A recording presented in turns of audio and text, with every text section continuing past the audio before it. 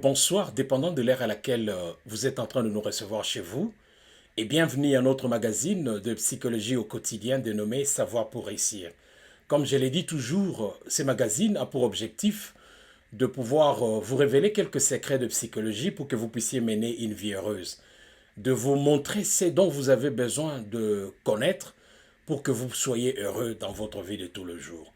Mon nom est Narcisse Chibangu, je suis psychologue et spécialiste des questions liées au leadership organisationnel et en même temps initiateur et responsable de US Smart Trainings, qui est un cabinet conseil basé aux États-Unis et précisément ici à Denver. Aujourd'hui, nous allons vous parler de la sagesse selon la psychologie et de quelques attitudes clés qu'il faut adopter pour acquérir la sagesse. Nous allons donc successivement vous donner notre point de vue en tant que psychologue sur ce qu'est réellement la sagesse. Nous allons vous décrire quelques caractéristiques de personnes que nous considérons comme étant sages dans notre entourage avant de terminer par vous présenter les 5 attitudes clés à adopter pour acquérir la sagesse selon la psychologie. Restez donc connectés pour en savoir un peu plus. Ainsi donc, si c'est votre première fois de nous recevoir, nous vous prions tout simplement de vous abonner nombreux, d'aimer et de partager nos vidéos et surtout de cliquer sur la clochette de notification pour que vous ne puissiez pas manquer aucune de nos vidéos. Quel est alors notre point de vue sur la sagesse en tant que trait de personnalité en psychologie? Pour la petite histoire, la sagesse est un concept très ancien. Vous le savez d'ailleurs, c'est ce qu'on appelle le secret de Polichinelle. C'est un concept très ancien que tout le monde connaît, surtout parce qu'elle a été souvent associée à la philosophie, à la spiritualité ou à la religion. C'est pourquoi d'ailleurs, on retrouve dans les Saintes Écritures, dans la Bible particulièrement, des expressions telles que la crainte de l'Éternel est le commencement de la sagesse. Même le fou, quand il s'était, passe pour sage. Celui qui ferme ses lèvres est un homme intelligent. Ces genres d'expressions sont communes et on les retrouve souvent dans la Bible. Nous n'allons pas ici faire la religion, nous n'allons pas ici vous prêcher sur la sagesse selon la Bible, mais nous allons ici vous parler de la sagesse selon la psychologie et comment l'acquérir. En psychologie, c'est seulement autour des années 1970 que ce concept a commencé à susciter un intérêt significatif en tant que trait de personnalité qui a un impact sur la santé physique et la santé mentale, le bien-être et le bonheur. Donc c'est seulement autour des années 1970 que en psychologie positive bien entendu, qu'on a commencé à prêter un intérêt à ce sujet. Alors qu'est-ce donc la sagesse selon le psychologue? La sagesse est considérée par les psychologues que nous sommes comme étant une habilité, une capacité qu'a une personne à utiliser de façon cohérente, de façon harmonieuse, ses connaissances et son expérience pour améliorer son propre bien-être quotidien et celui des autres. Donc, il y a 2 éléments qu'il faut considérer dans cette définition. Il y a le bien-être personnel, le bien-être individuel et le bien-être des autres. Donc, si vous êtes capable d'utiliser votre sagesse, votre expérience et vos connaissances de façon harmonieuse dans le but de vous aider vous-même, d'améliorer votre propre bien-être quotidien et d'améliorer aussi le bien-être quotidien des autres, c'est que vous avez acquis pratiquement de la sagesse selon le psychologue.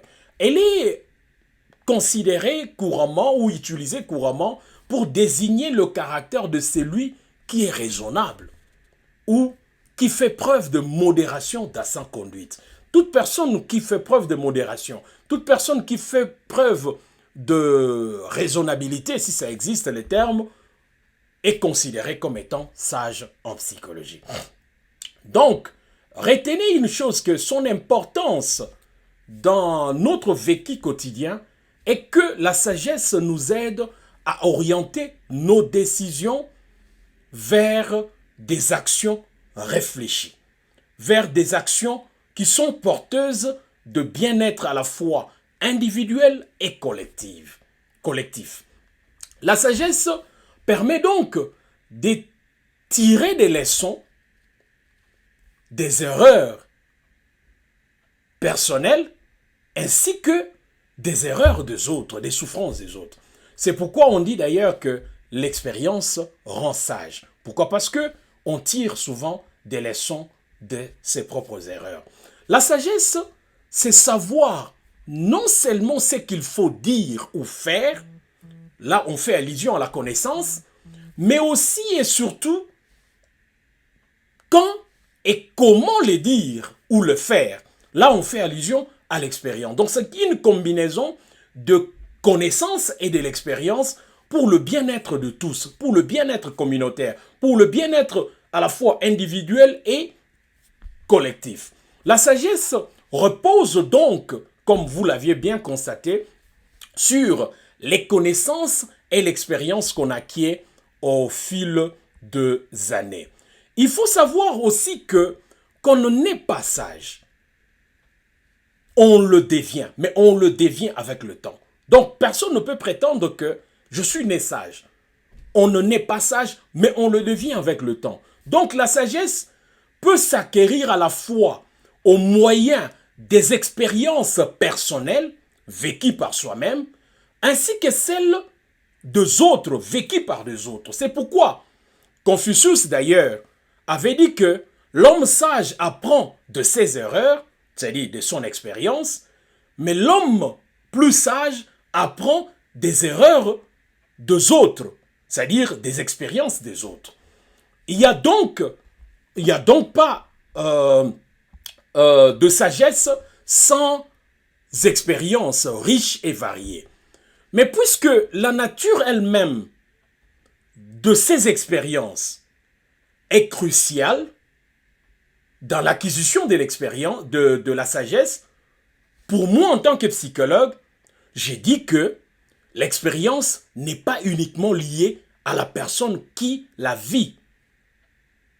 Parce que en psychologie, on dit que la sagesse n'est pas automatiquement liée à l'âge.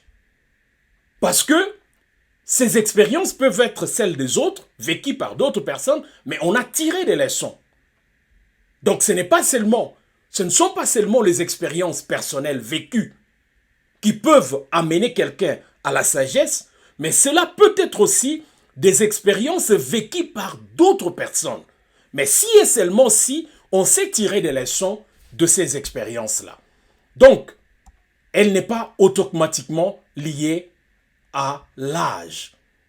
On peut trouver quelqu'un qui est vieux, qui n'est pas sage, mais un enfant qui est sage. Selon la psychologie, la capacité de raisonner avec sagesse peut sensiblement varier suivant les contextes dans lesquels on se retrouve. Ceci veut tout simplement dire que certaines situations auxquelles nous faisons face au cours de la vie peuvent être plus susceptibles de promouvoir la sagesse que d'autres. Par exemple, si on se retrouve dans un contexte où on est centré sur soi-même, où le problème vous concerne vous-même, cela pourrait vous empêcher de pouvoir penser ou agir avec sagesse. Imaginez que la situation que vous êtes en train de traverser est propre, est liée à vous-même. Parfois, on a du mal à pouvoir agir avec sagesse. Et c'est là ce que ça veut tout simplement dire. Mais que faire alors pour pouvoir corriger une telle situation?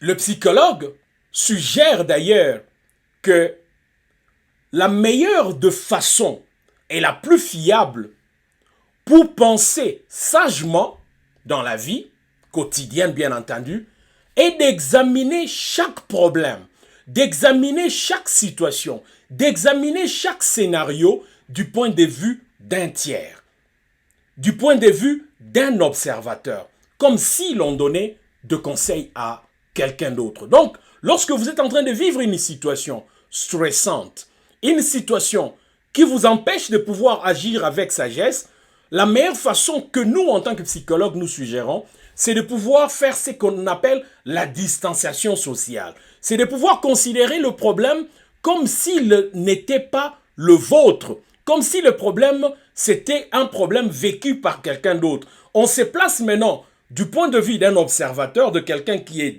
en distance, et on regarde le problème à distance et on essaye de l'examiner avec beaucoup plus de sagesse. Donc c'est ça l'optique ou la stratégie de pouvoir agir avec sagesse lorsque on est soi-même concerné par la situation. Le deuxième point, ça je vous avais dit que c'était notre point de vue en ce qui concerne la sagesse. Maintenant, le deuxième point, c'est de répondre à la question, quelles sont les caractéristiques de personnes sages ou quelles sont les caractéristiques d'une personne sage autour de nous. Une personne sage, c'est pratiquement une personne qui sait prendre des décisions appropriées, des décisions efficaces et raisonnables. Même en présence d'incertitudes, même en présence de situations très difficiles, cette personne-là a la capacité de donner de bons conseils. C'est aussi une personne qui fait preuve d'une certaine stabilité émotionnelle. Et ça, c'est vraiment très important. Et d'une certaine maîtrise de soi. Donc, ce n'est pas quelqu'un qui se laisse conduire ou guider par ses émotions. Ça, c'est une personne sage. Même en situation difficile, un problème qui peut perturber sa pensée, un homme sage reste équilibré. Un homme sage reste donc émotionnellement free ou libre. Il ne se laisse pas guider ou conduire par ses émotions.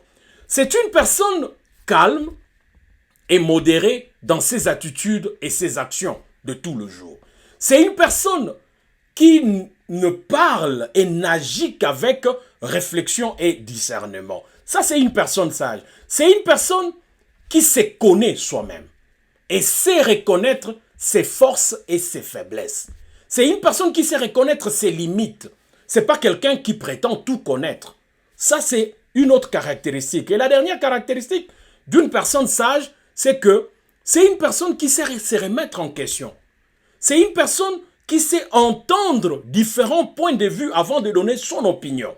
C'est une personne, en cas de divergence, ne juge pas, mais fait preuve d'acceptation d'autres systèmes de valeurs, d'autres points de vue, et c'est une personne qui sait que tout le monde ne peut pas être et raisonner de la même manière.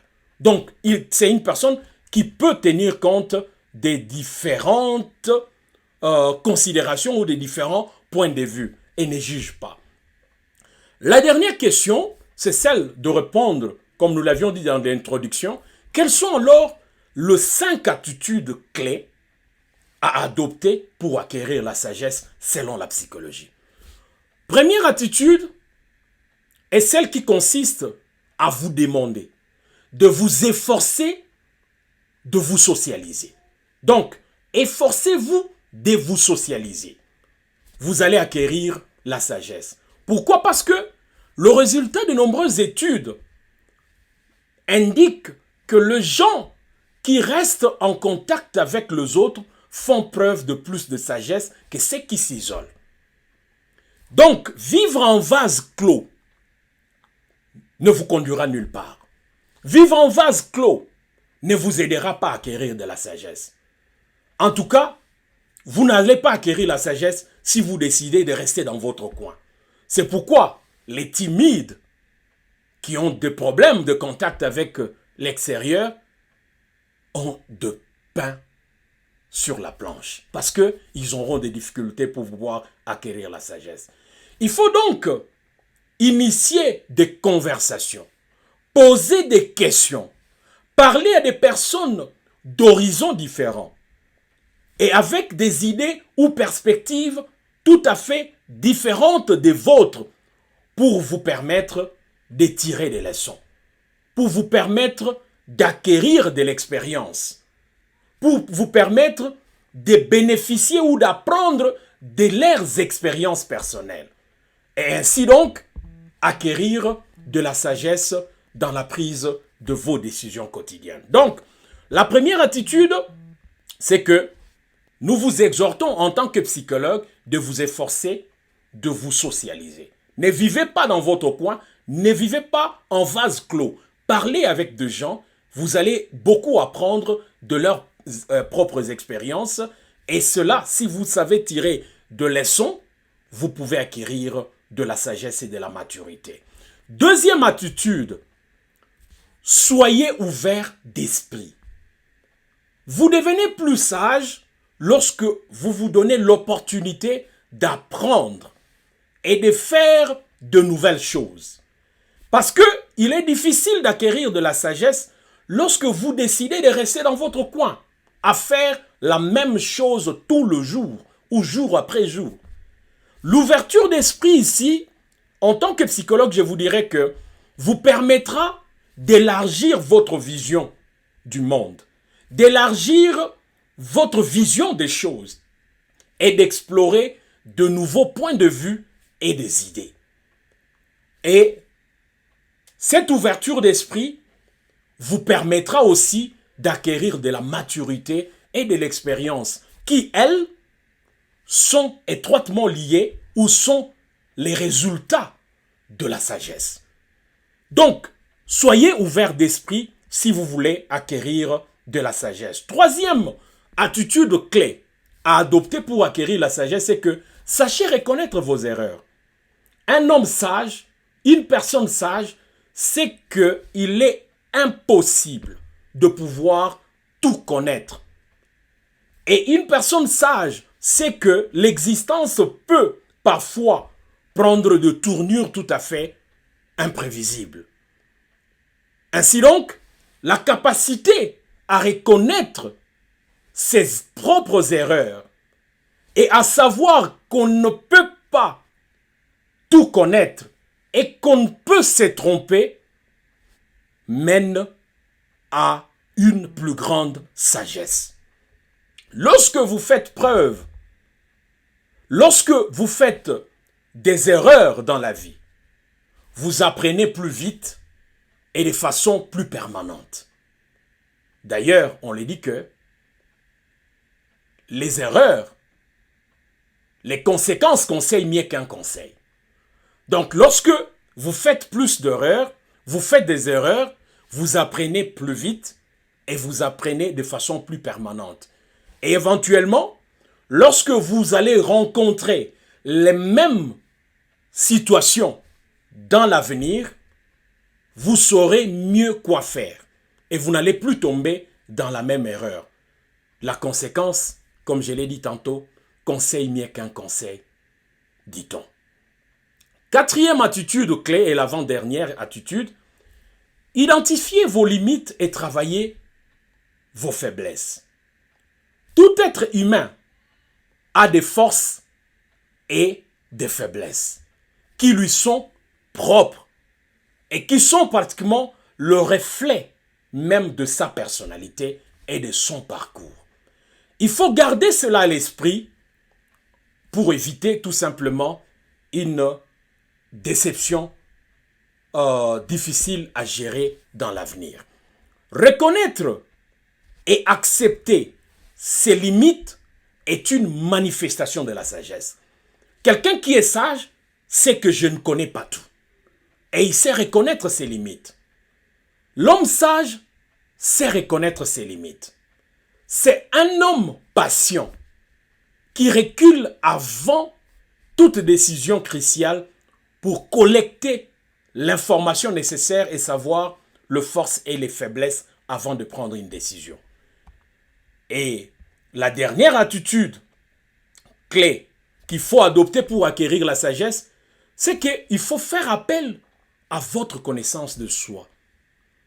Il existe d'ailleurs de nombreuses études en psychologie qui prouvent que les personnes qui se connaissent bien, qui connaissent leurs forces, qui connaissent leurs faiblesses, sont plus susceptibles d'être en harmonie avec elles-mêmes et ont des relations plus solides avec les autres et sont plus confiantes, créatives et sages. Donc, lorsqu'on se connaît, on devient plus sage. Parce qu'on connaît ses limites, on sait ce qu'il faut dire et ce qu'il ne faut pas dire. En effet, pour avoir une bonne connaissance de soi, vous devez effectuer un travail qu'on appelle en psychologie un travail d'introspection de vos ressentis, de vos pensées, de vos désirs, de vos paroles et voire même de vos actions. Vous devez faire un travail d'introspection pour vous connaître davantage. Ainsi donc, si vous vous connaissez, vous serez en mesure de pouvoir prendre des décisions sages, des décisions qui vont tenir compte à la fois de l'intérêt des autres et de vos propres intérêts. Et cela vous permettra aussi de savoir non seulement ce qu'il faut dire ou faire, mais aussi et surtout quand et comment les dire ou le faire, même lorsque vous en avez la pleine connaissance. Nous avons dit que la sagesse, c'est une combinaison réussie des connaissances et de l'expérience dans le but d'améliorer le quotidien, le vécu quotidien de tous. Donc, lorsque vous pouvez avoir la connaissance nécessaire pour faire quelque chose, vous pouvez avoir l'information nécessaire pour dire quelque chose, mais la sagesse va vous dicter aussi quand et comment les dire ou le faire pour le bien-être quotidien. En conclusion, je dirais que la sagesse exige qu'on sache comprendre tous les aspects d'un sujet délicat sans se laisser troubler ou sans se laisser emporter par ses propres émotions ou sentiments personnels. Vous pouvez donc développer votre sagesse, comme je l'ai dit, mais en étant proactif, en vous ouvrant au monde, aux autres et à vous-même. Ne restez pas en vase clos, ne vivez pas en vase clos. Soyez en contact avec d'autres personnes d'horizons différents et de perspectives différentes de vôtres. Ainsi, vous apprendrez beaucoup de leurs propres expériences personnelles, de leurs propres vécus quotidiens. Et si vous savez tirer des leçons, vous allez acquérir de la sagesse et de la maturité. En accumulant ainsi vos connaissances et vos expériences, vous apprendrez à réagir avec recul et maîtrise de soi. Ce qui amènerait les gens autour de vous à vous considérer comme étant sages dans la vie et dans la prise de vos décisions personnelles. Merci de nous avoir suivis. Si vous avez aimé, n'oubliez pas de vous abonner nombreux à notre magazine de psychologie au quotidien, d'aimer et de partager nos vidéos, surtout de cliquer sur la clochette de notification pour que vous ne puissiez pas manquer aucune de nos vidéos. Dans l'entretemps, que Dieu bénisse vos familles.